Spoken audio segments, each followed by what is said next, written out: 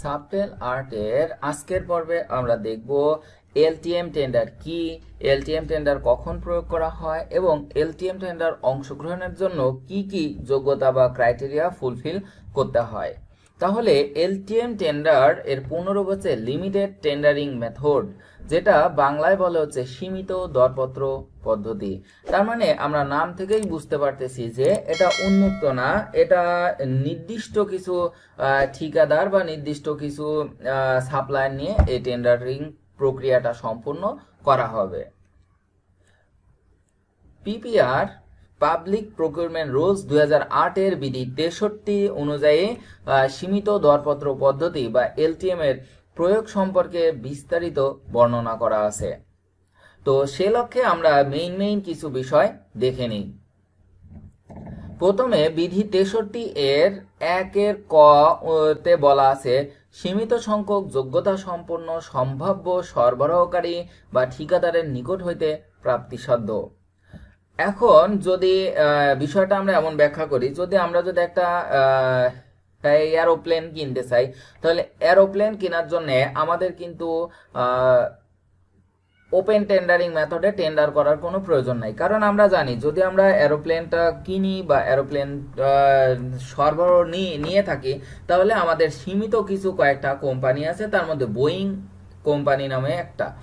এরপরে বিধি 33 এর 1 খ অনুযায়ী বলা আছে জরুরি প্রয়োজনের ক্ষেত্রে উন্মুক্ত দরপত্র পদ্ধতি বাস্তবসম্মত নয় বিবেচিত হলে। এখন দেখা যায় যে আমার একটি কাজ খুব জরুরি করা প্রয়োজন, কিন্তু উন্মুক্ত দরপত্র পদ্ধতি যদি আমরা দিই তাহলে মিনিমাম সময় লাগবে আমার 28 দিন। সেক্ষেত্রে আমরা যদি এলটিএম টেন্ডারে কাজ করে থাকি তাহলে আমাদের সময় লাগবে মিনিমাম 14 দিন। এক্ষেত্রে এমন মুহূর্তে আমরা এলটিএম প্রয়োগ করতে পারবো। বিধি 63 এর 1 ঘ অনুযায়ী বলা আছে রক্ষণাবেক্ষণ ব্যয় হ্রাস বা খুচরা যন্ত্রাংশের মজুদ সীমিতকরণের লক্ষ্যে সরকার নির্দিষ্ট কতিপয় ব্র্যান্ডের নীতিমালা প্রবর্তন করলে। এখন যেমন মনে করেন আমি যদি কোনো ইনস্ট্রুমেন্ট চীন থেকে কিনে নিয়ে আসি, তাহলে তার মেরামত করার জন্য তার খুচরা যন্ত্রাংশ কিন্তু চীনের ওই কোম্পানি থেকেই নিয়ে আসতে হবে। এজন্যই আমাদের ওই যন্ত্রাংশটা অগ্রিম ক্রয় করে মজুত করতে হবে। কিন্তু কোনো ব্র্যান্ড যদি আমাদের দেশ থেকে কেনার কোনো প্রভিশন বা নীতিমালা থাকে, তাহলে তার খুচরা যন্ত্রাংশ কিন্তু কিনে মজুত করার কোনো প্রয়োজন নেই, কারণ সেটা সব সময়ই পাওয়া যাবে। এরকম ক্ষেত্রে আমরা এলটিএম টেন্ডার প্রয়োগ করতে পারবো। আসলে বিধি 63 এর উপবিধি 5 এ বলা আছে এলটিএম পদ্ধতির অধীন দরপত্র জামানত প্রদান বাধ্যতামূলক করা যাবে না, তবে কার্য সম্পাদন জামানত গ্রহণ করিতে হইবে। তার মানে যদি প্রকিউরিং এন্টিটি চায় তাহলে টেন্ডার সিকিউরিটিটা বাধ্যতামূলক নাও করতে পারেন, তবে অবশ্যই কার্য সম্পাদন জামানত নিতে হবে। আসলে এলটিএম টেন্ডার পদ্ধতির প্রয়োগের প্রধান উদ্দেশ্য হলো সময় এবং অর্থ সাশ্রয়। এখন আমরা দেখব যে এলটিএম টেন্ডারে অংশগ্রহণ করার জন্য কি কি রিকোয়ারমেন্টস ফুলফিল করতে হবে বা কি কি যোগ্যতা থাকতে হবে। তো সেই ক্ষেত্রে প্রথমে আমাদের একটি ভ্যালিড ইমেইল আইডি থাকতে হবে এবং যেটা ইজিবিতে রেজিস্ট্রেশন করতে হবে।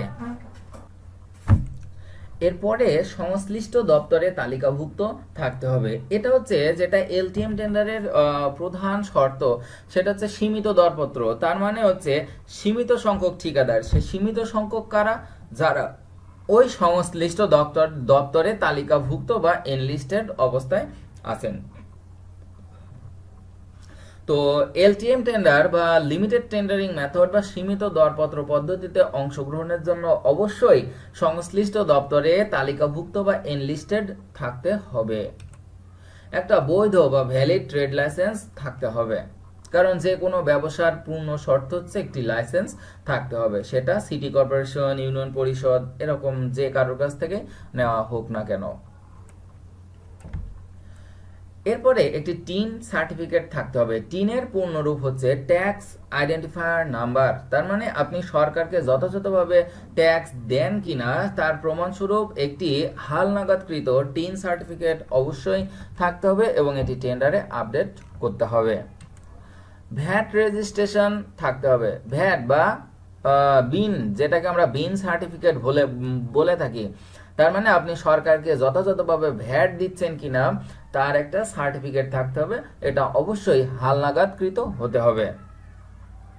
অথরাইজেশন লেটার থাকতে হবে। অথরাইজেশন লেটার আসলে খুবই গুরুত্বপূর্ণ, কারণ অথরাইজেশন লেটার টেন্ডারে সাবমিট না করা হলে টেন্ডার কিন্তু নন রেসপন্সিভ হয়ে যায়। অথরাইজেশন লেটার কিভাবে করা হয় সেটার জন্য আমরা পরে একটি ভিডিও করব। চ্যানেলটি সাবস্ক্রাইব করে সঙ্গে থাকবেন, বিস্তারিতভাবে জানতে পারবেন। এখন national ID of authorised person প্রয়োজন হবে। তার মানে আমরা অথরাইজেশন লেটারে যে ব্যক্তিকে অথরাইজড হিসেবে করে দিব তার অবশ্যই ন্যাশনাল আইডি কার্ড থাকতে হবে। এখানে একটা প্রশ্ন থাকে যে যার ট্রেড লাইসেন্স তাকে কি সবসময় অথরাইজড পারসন করতে হবে?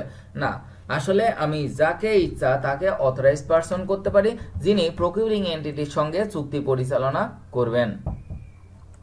এরপরে এলটিএম টেন্ডারের একটি মাত্র ফাইন্যান্সিয়াল ক্রাইটেরিয়া, সেটা হচ্ছে লিকুইড অ্যাসেট। তার মানে যে এটা বলা থাকে ডকুমেন্টারি এভিডেন্স অফ অ্যাকুইডিয়েসি of liquid asset. Liquid asset বা ওয়ার্কিং ক্যাপিটাল থাকতে হবে। তার মানে হচ্ছে এটা অনেকটা ব্যাংক গ্যারান্টি হিসেবে দিয়ে থাকে।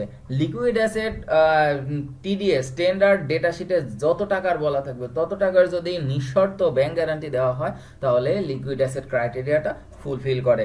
এটা এলটিএম টেন্ডারের একমাত্র ফাইন্যান্সিয়াল ক্রাইটেরিয়া। এখন এলটিএম টেন্ডারে অংশগ্রহণের জন্য দুইটা যোগ্যতা অনেক সময় চাওয়া হয় না। তার মধ্যে একটি আছে হচ্ছে এসেনশিয়াল ইকুইপমেন্ট। অনেক সময় টেন্ডার করার সময় প্রকিউরিং এন্টিটির থেকে চাওয়া হয় যে কি কি ইকুইপমেন্ট লাগবে। তো এখন যদি টিডিএস বা টেন্ডারার ডেটাশিট অপশনে কোনো ইকুইপমেন্ট চাওয়া হয়ে থাকে তাহলে আমরা এখান থেকে ইকুইপমেন্টের লিস্ট সরবরাহ করব। তবে এই ইকুইপমেন্ট কিন্তু নিজের হতে পারে, লিজ নেওয়া হতে পারে বা হায়ার করা হতে পারে। যদি ইকুইপমেন্ট লিজ বা হায়ার করা হয় সেক্ষেত্রে অবশ্যই 300 টাকার নন জুডিশিয়াল স্ট্যাম্পে তার চুক্তি থাকতে হবে, অন্যথায় লিজ বা হায়ারের কোনো ভিত্তি নাই। প্রকিউরিং এন্টিটি চাইলে আপনাকে নন রেসপন্সিভ করে দিতে পারেন। এমনই আরেকটি ক্রাইটেরিয়া হচ্ছে পার্সোনেল, কি পার্সোনেল, যেটা আইটিটি ক্লোজ 11। তার মানে অনেক সময় প্রকিউরিং এন্টিটি থেকে বলা থাকে যে আপনার এই কাজ করতে একজন বিএসসি ইঞ্জিনিয়ার লাগবে, একজন সার্ভেয়ার লাগবে, একজন অ্যাকাউন্টেন্ট লাগবে, এরকম কিছু এই টেন্ডারের ক্রাইটেরিয়া হিসেবে দিয়ে দেয়।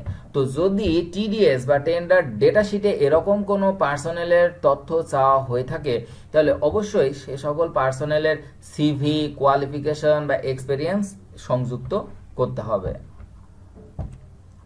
তো এলটিএম টেন্ডারের বিষয় সম্পূর্ণ এগুলাই আশা করি সবাই বুঝতে পেরেছেন।